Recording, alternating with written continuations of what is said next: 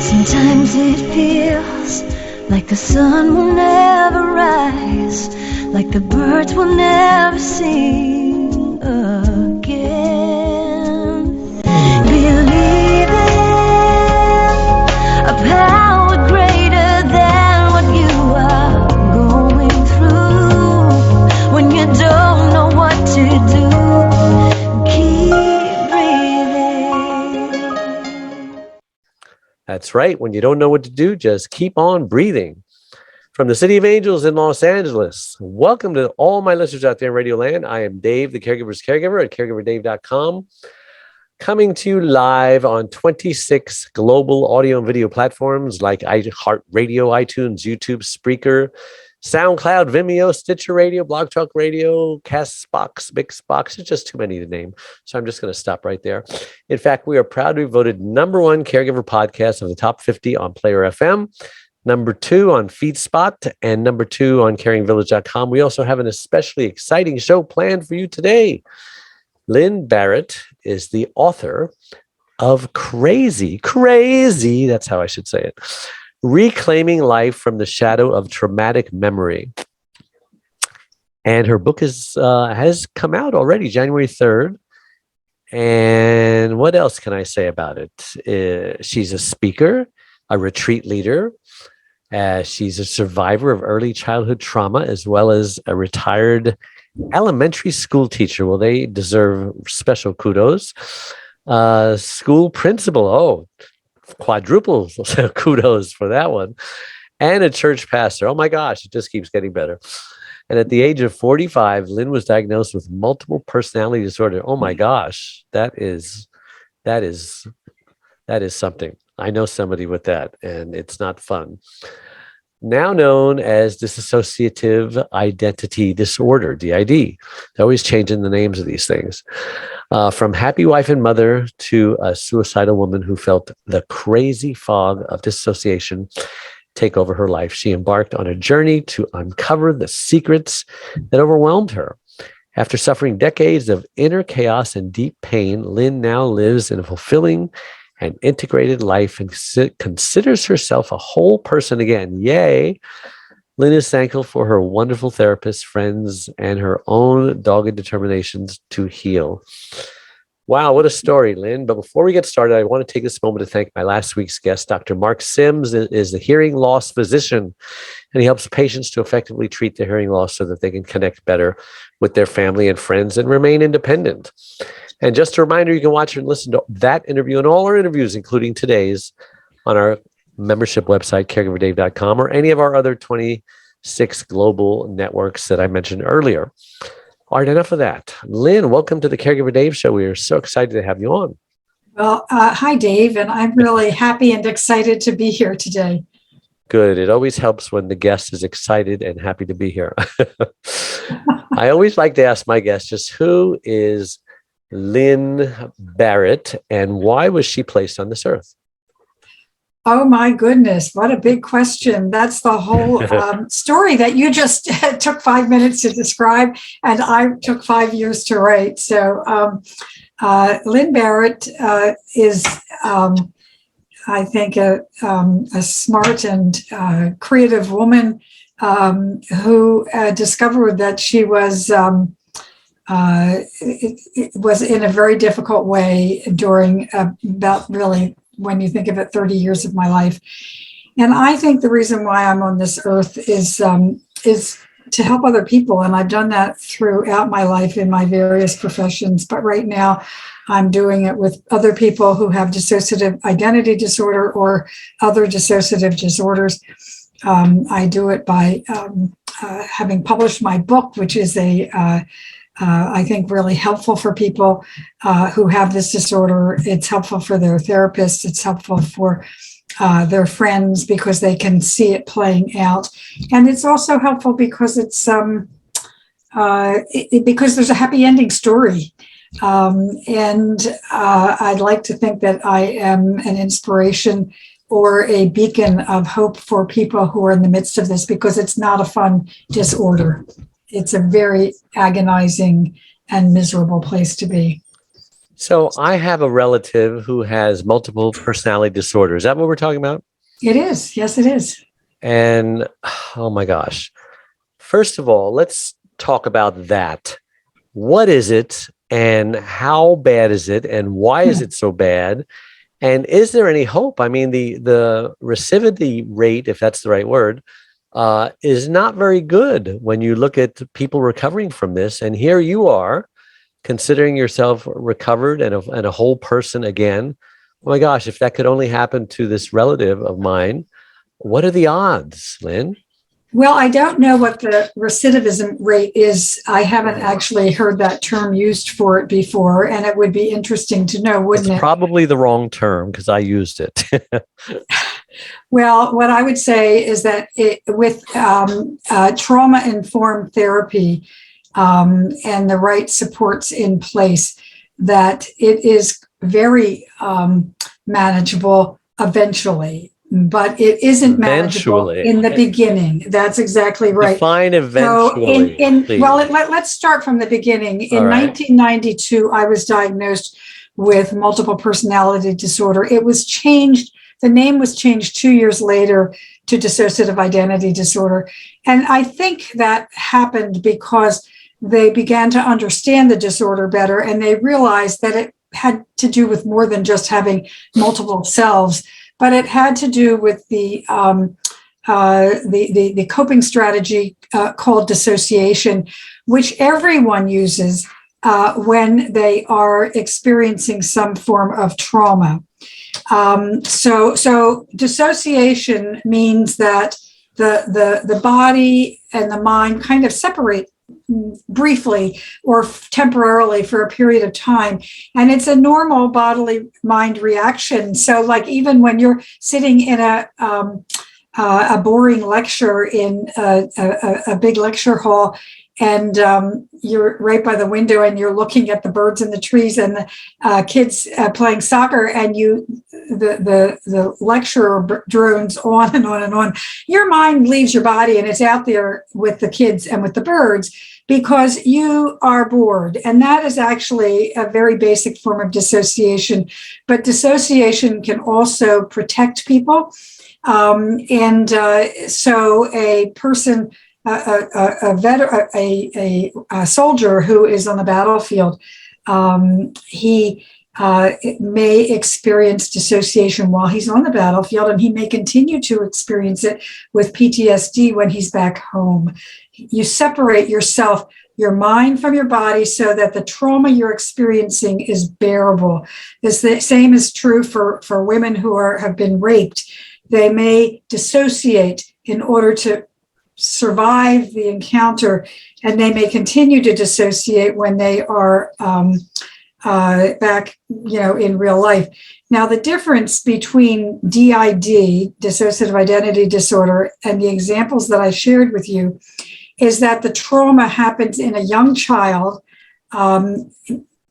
while their brain is still developing. Yes. And if this trauma happens over and over and over again, and particularly if the trauma is being perpetrated by a caregiver that the child is relying on, the child has no escape, and they have to go back and trust that person. So a part of them doesn't know anything about the abuse or the trauma or whatever it may be, and goes back and trusts their caregivers. And then other parts of them hold the trauma, may hold emotion, may hold specific experiences, may hold specific roles or gifts or talents, or anger or shame or whatever. So our parts that were formed when we were very small children were able to form because our brains were still developing.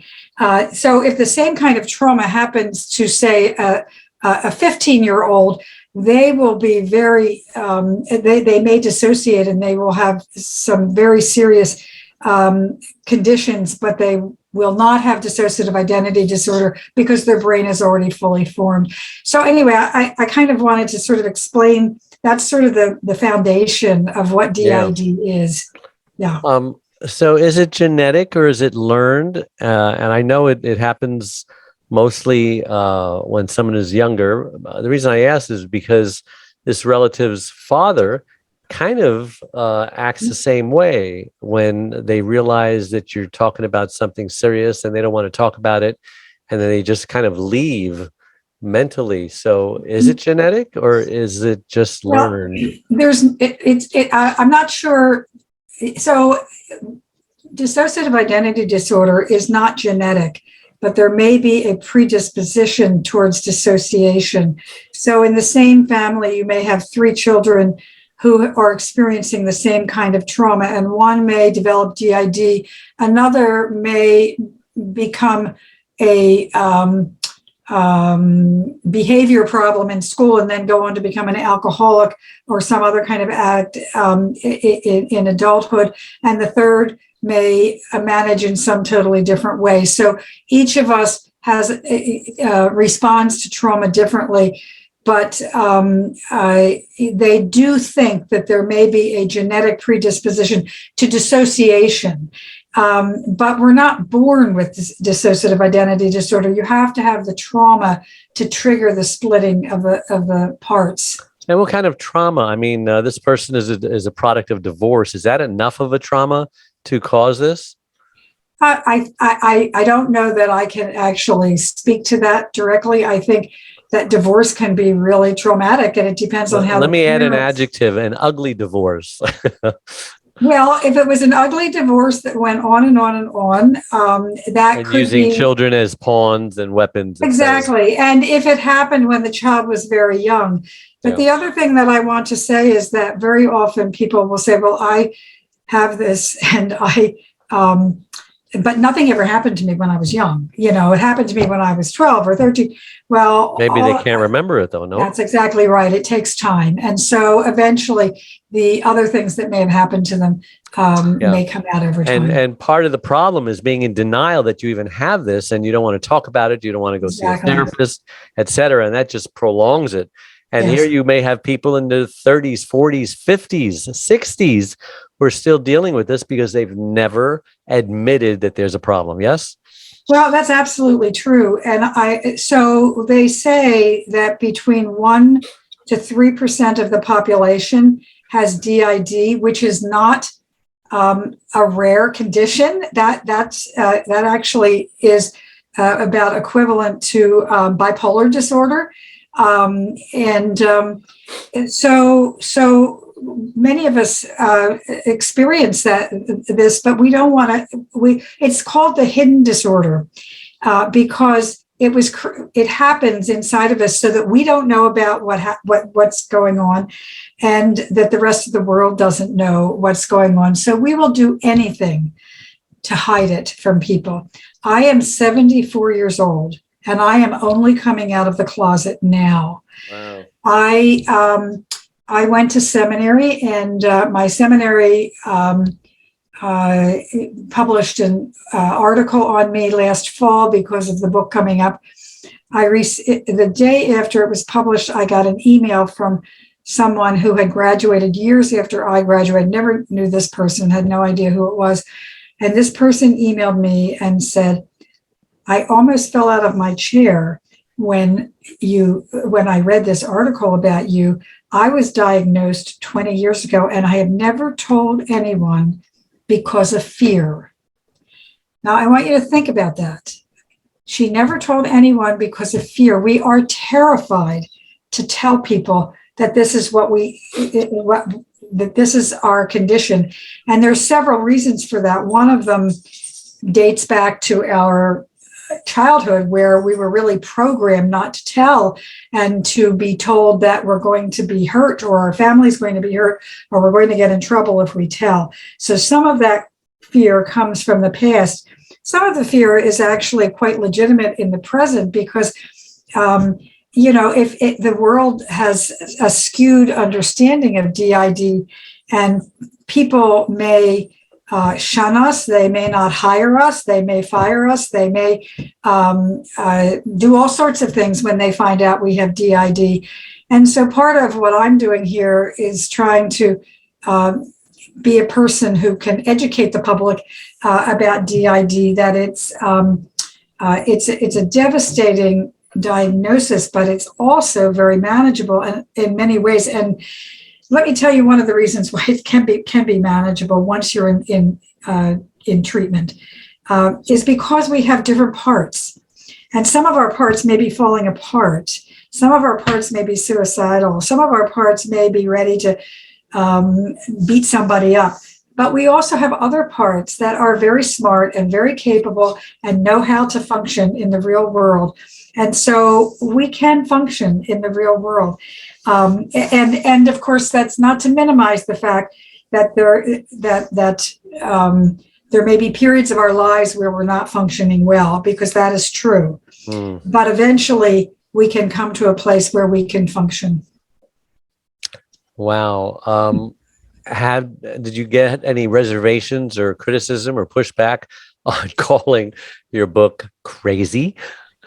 I did. Absolutely. I did. That's supposed to be a word today that we're not supposed to say, right? It is. It's a politically incorrect word to use. And I did have a little bit of feedback actually on Facebook and, some other sites like that. And this is before I actually published.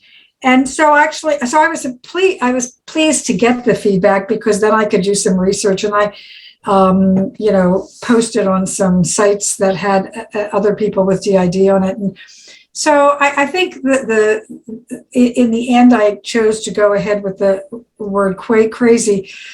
But what happened is I went back to look at my book to see if I could take that word out. And I couldn't, because crazy is the only word I could come up with to describe how I felt. It's not who I was, it's how I felt. I wasn't crazy, I just felt crazy.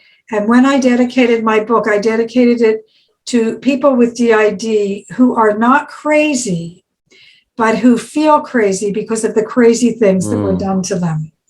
Wow. That's like me. I wrote a book that I wanted to call Caregivers Must Be Selfish in Order to Survive. And you can't believe all the pushback I got from that word selfish.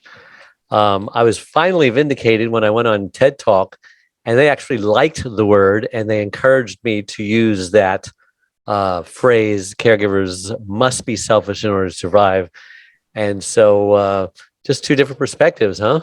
But I like that because I would say that too to people with DID, that we have to be selfish to take care of ourselves first. Right. That doesn't mean we can't take care of other people, which is obviously what you do as a caregiver, but we can't be good caregivers until we take care of ourselves. And we can't be functional people out in the world unless we take care of ourselves. So I think that's a great title. And explain, what is the shadow of traumatic memory? Well, because traumatic memory feels very shadowy.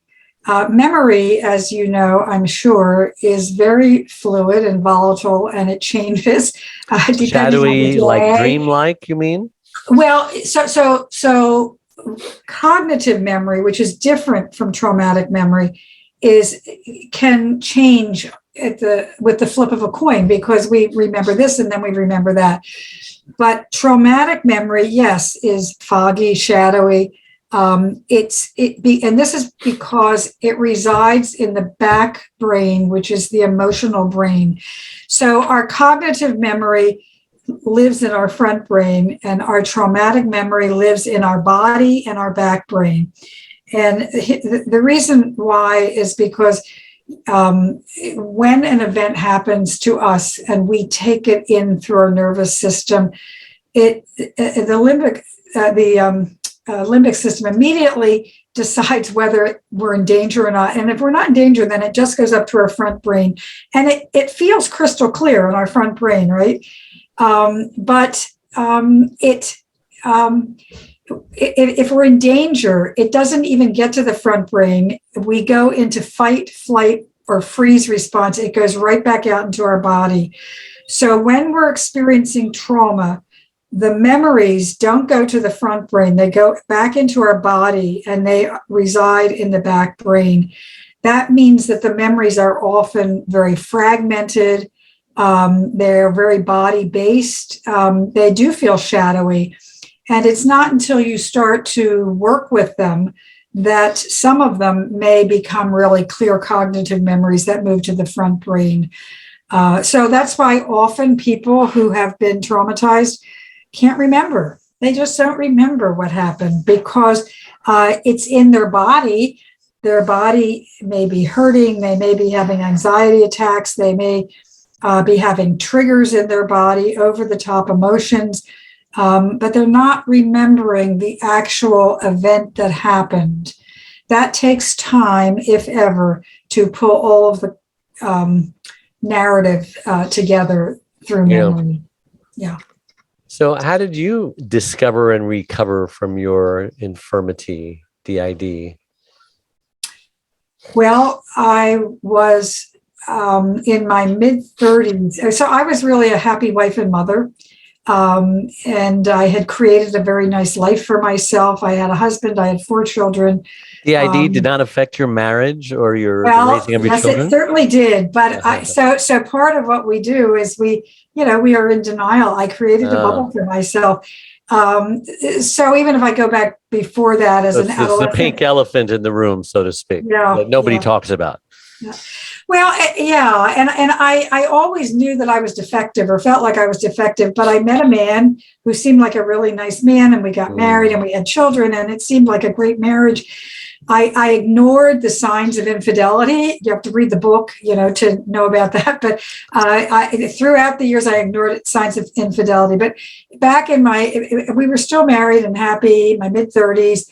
And I started to have experiences that peeled felt like it was peeling my skin off. Like I would get triggered, or I would, at the time, I didn't even know what that word was. And I would have really strange and weird feelings, but I didn't know what that had to do with. I still thought I was a happy wife and mother. And then in my early 40s, I discovered that my husband had been having an affair for 2 years, and that broke the dam open. And again, I didn't know what was happening. I wasn't diagnosed until I was 45 years old. So I went through 10 years of going through these symptoms that were like not feeling real, feeling like my circumstances or my surroundings were unreal, often feeling like I wasn't in my body, that instead I was up in the corner of the room looking down at myself, going through the motions of life. I had my emotions and my thinking didn't match. I had suicidal ideation. I had multiple strands of thought going on in my head at one time. If you put all these things together, you can imagine that it might make someone feel crazy. The odd thing was that while all this was happening, I was also excelling in the classroom. I had become a teacher and I was totally capable and competent in the classroom while my inner life was falling apart. So I would go in the classroom and teach, and I'd come home and I would just roll up into a ball and take a fetal position. I did attempt suicide once. Thankfully, that was unsuccessful. And that was at that point. So, I had a part of me that said, I'm gonna seize the day, carpe diem. I'm gonna live until I die. And I had another part saying, you are pathetic. What a wimp, you can't even commit suicide, right? And so then, but I worked so hard. I went to a therapist who was a good therapist, but not trauma informed. And so, I was just trying to hold on by my fingertips, and I couldn't. And I attempted suicide, in the fall. And then the next spring, I was offered the position of head of school at the school I was at. So you can see the total disconnection in life there. And so I became the head of the school, and but then 2 years later, it wasn't better. It was worse. It was just worse. I wanted to die. I was crazy things in my journal. And a friend of mine really encouraged me to go to check myself into a hospital. And my therapist said I should do that too. So I was in for 30 days. And so that really encompassed the first 10 years of my life, which was a downward spiral of decompensation where I ended up in a hospital. And when I came out, I got a new job. I moved to a new town, and I just happened. I assume you divorced? To find a good therapist. It wasn't something that I was just lucky. That's all I can say. And she understood DID. She knew what it was. She didn't push the diagnosis on me. I didn't really believe it. I thought it was crazy. I'm just making this up. Yeah. Did you get a divorce? Did you stay with your husband? I did. I got a divorce. And of course, that was, talk about ugly divorces. That was really not good at all. And so... and the infidelity was on his side, right? You were never tempted to do that? No, I did not. I would never have thought of that. I was a very good girl. In fact, I believed that he was good. I couldn't believe any of the signs. Anyway. Did his infidelity have anything to do with your disorder or no? It didn't. It had nothing to do with my disorder, but it did accelerate my decompensation. I would have decomposed whether or not he had an affair, because I had already started to do that, but I didn't understand what was happening. But it accelerated it because it mimicked the original betrayal. Now, tell us about your alters. I'm not quite sure what that is. You mean alter egos? What do you mean by that? Well, people with DID have different names that they give to their parts. Parts is one name, alters is another. People or persons is another. And that's the multiple personality. That's right. Okay. But I'm sharing the different words that people use because out of respect for people, because it's important to some that they be called a certain thing. I used to call them insiders. They were my insiders. Were they there to help you or to hurt you? So that's a wonderful question. They saved my life. They save our lives by becoming who they are. They are saving us from the full brutal impact of the abuse when we were very young.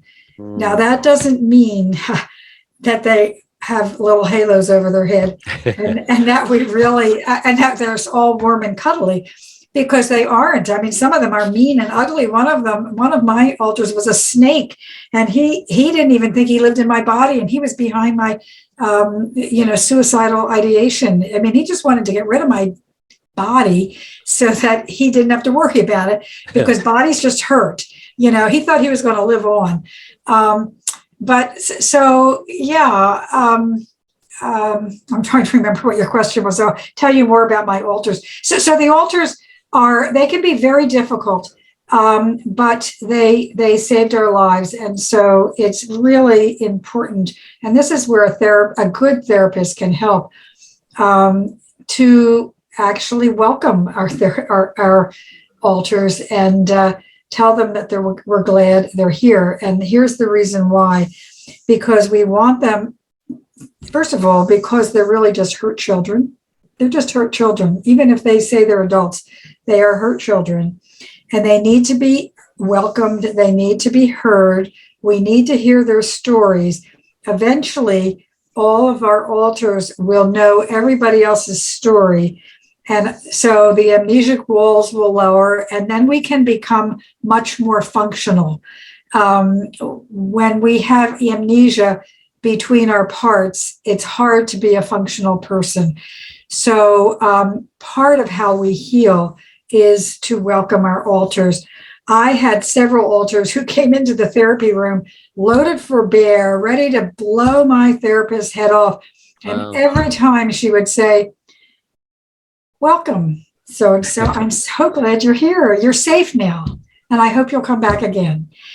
And Okay. every time she'd do that, it would take the steam out of them. It still took, months and years to, work through all their stuff. But it was like, oh my gosh, this isn't what I was expecting. So my first altar that I met, that I really met, was Rosie, who was a 2 or 3 year old little girl who was the center of my system. And I met her in a twilight dream. I was half awake and half asleep. This was after I had come out of the hospital. And by the way, I was not diagnosed in the hospital. In the hospital, we had no idea that I had DID. We were dealing with so many other things there. But I think it had stabilized me enough that she felt safe enough to come forward. And she said, it's like a riddle. She said, you have a twin sister, and she is me, but they gave her away, and her name is Rosie. And I had no idea what that meant, but it sounded important, so I wrote it down. And it wasn't until maybe 6 months or more later that I began to realize maybe this is a part of me. And as it turned out, Rosie was the center of my system, and all of my other altars, even though they didn't all know about her, they all were there ultimately to protect her, because she was the one who she trusted. She climbed up into his lap every time. She would get hurt every time. She gave her hurt and her pain to Nanny, who was a different altar. So Nanny carried all the pain so that Rosie could climb up and trust again. Now, you were a pastor. What kind of a church were you a pastor of? Well, so first of all, I was raised to be an atheist. So I was an atheist until somewhere in the midst of my decompensation. And I really fought it because my father taught me that people who believe in God are either stupid or weak. So I didn't want to be stupid or weak. But slowly and gradually, they always say that God finds a way in through our nicks and our cracks. And believe me, I was really nicked and cracked. Mm-hmm. And so that's how I came to faith. And it's a long, long story. You probably don't want to hear all of it. But in the end, I'm curious as how you're, I'm assuming it was Christianity, right? Yes, it is Christianity. And I actually, the school I was teaching at was a Quaker school, and I became the head of a Quaker school. Wow. And so I started, my faith journey began as a Quaker. But maybe 10 years down the road, I wanted to see what church was like. And I just sort of accidentally walked into a United Church of Christ church, which is actually a very progressive denomination. Yeah. And so that's where I well, I'm curious. I want to get to this question because we're running out of time. I'm curious how your faith either helped or hurt your recovery. Well, I think my faith was concurrent with my recovery, and I think it was instrumental for whatever reason. Now, I want to say, I know other people who are healing from DID who have no faith, and that is fine for them. We're all different, right? So this does not mean that anyone who has DID has to come to faith. But I will say, for me, it was it was very, very significant to be able to proclaim a faith in a God that I was just getting to know, whatever that God was. And it took a lot of work on your part as well. How about your children? What do they know? What don't they know? How supportive are they, et cetera? Well, my children are, what's the word I want to say? They have, they were really hurt by our divorce, which was so very ugly. They didn't know the details. No, they did not know the details, but they could see the anger. They could see the miserableness. They could see me struggling to hang on, and they could see their father doing what he was doing. And the truth is that both their father and I love them very, very much. But I would have to say that it's probably the deepest sorrow of my life that I think we failed them. So my children know about my DID and they know about my memoir, and for the most part, they are supportive of that. One of my children is not happy about that, and so that's something that really grieves me, because in telling my story, I did have to bring in some things about my children. So I actually fictionalized them in the book, and by that I mean the events with my children actually happened, but instead of having 4 children, I only have 3 in the book. Instead of having 3 boys and a girl, I have 2 girls and a boy. So I really scrambled it up so you couldn't tell who was who. Yeah. So what do you hope people will get out of your book? Well, I hope that people will come to know that DID is a natural body response to chronic childhood trauma, that we are not possessed, that it's not outside forces that are making us act the way we may act, but that it's our internal systems that may do that. That there's hope.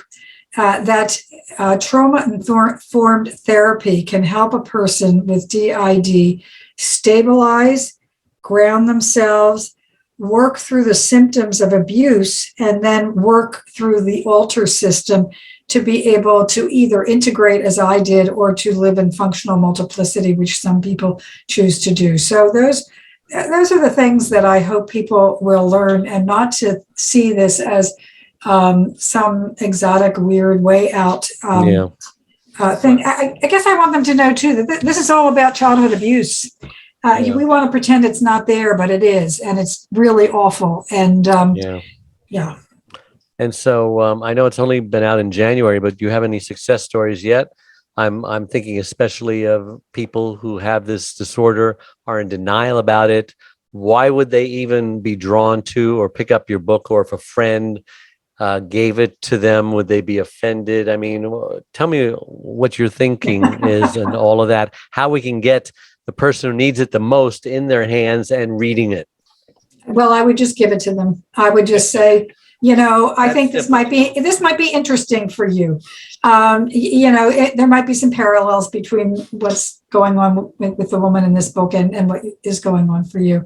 And I think that's a novel, or is it your story, or how is it written? It's a memoir, but it's written like a novel. And I've been told that it's a third person page turner. It's a page turner. No, it's written in the third person. No, it's written in the first person. Okay, because it's me. And I do. The other thing that I would say is that I have a very active website, and I encourage people to go to the website, which might actually feel safer at first than picking up a book, because you can kind of look on the website and see, what's she all about before you commit to reading the book. I have a blog that I write every week, although I have to say that for the next month I'm taking off a little since we're relocating across country. But I'm surprised you don't have a podcast. I'm the podcast queen. I've been on a lot of podcasts, but I don't. That's more than I think I can handle. Right. And we also. I started dissociative writers workshops, which has been wonderful. And what happens when if you decide to come to a writer's workshop, that you find these other people who know what you're talking about. And if you have if you've written a paragraph in your journal, if you've written a poem, if you're writing a memoir, it doesn't matter what you're doing and how in depth it is. You can just be scribbling on a page and still come. And here's the thing: the people there, you can't say anything. You can't say anything that will shock anyone, because everyone is so supportive, and they've been there and they've done that. What city are you in? Well, right at the moment, I'm in the Adirondacks of upstate New York, but very shortly, I'm going to be in Las Cruces, New Mexico. That's a change in climate, huh? These workshops are online though. So virtual. Yeah, Okay, they're virtual. So we have people from England and Australia who come to the workshop. So wow. It's all over the world. But I would say that probably if your relative is still in denial, she's probably not ready to come to a workshop. Yeah. But maybe looking at the book would be helpful, and maybe just really encouraging her to find a good therapist, because there is hope that she can do this. Yeah, I can't believe how fast the time has gone. Lyn, how can our listeners reach you if they want to ask you questions or buy the book or whatever? Thank you. My website is www.lynbarrett.com, and I'll spell that. It's LynBarrett.com. I have a contact form there, so if you just want to reach out to me and say, hey, I heard you on Caregiver Dave's show, and I just wanted to talk to you, you can do that, and I will definitely answer you back. Well, and again, a reminder that all our shows become recorded pod and video casts on our platforms that I mentioned earlier, like YouTube, Blog Talk Radio, Podbean, and many more. And don't forget to check out our website, caregiverdave.com. It's a free membership support community. Lots of tools, resources, free gifts, as well as my Facebook page with the same name, Caregiver Dave. And if you happen to be watching this and there's a like button or a follow button, please do that. It'll help the algorithms with Google to help caregivers connect with us. And thank you again for making us #1 caregiver podcast. So again, to all my listeners out there all over the world, and to you, Lyn, thank you so much for tuning in each and every Wednesday, making us look good out there.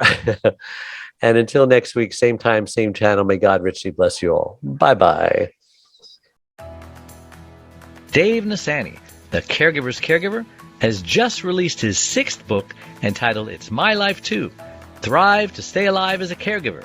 It was specifically written for caregivers who know they should be putting their needs first, but just don't know how.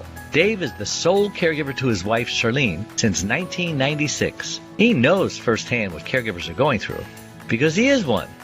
He now speaks all across the country, offering caregivers his amazing caregiver support package.